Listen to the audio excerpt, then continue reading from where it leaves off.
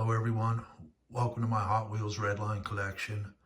Today we're going to continue with the heavyweights, and this one here is a fuel tanker.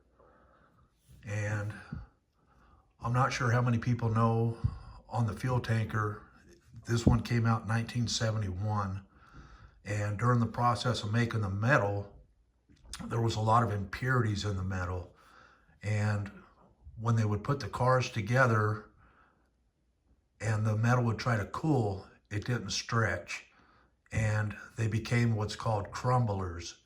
And the crumblers were really bad. Some of them never even made it out of the factory, but the body and the base would actually crack and the vehicle would fall apart. So this example is not a crumbler. So you can see it's white interior. There's no cracking on the body.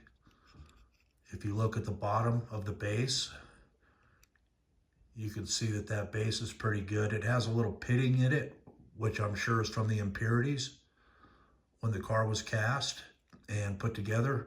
So when they did the pop rivets, while this thing was still hot, the metal wouldn't move. So it just stayed so tight that, like I said, the thing ended up falling apart. But you can see on this one, it still has the racing fuel sticker, blue stripe on the top of the fuel tanker, nice Redline wheels, fully complete. On the back, they actually had hoses to act like kids could fuel the race cars. Let me see if I can get this one out too. There we go. So you can see the engineers put a lot of thought, in my opinion, into some of this stuff.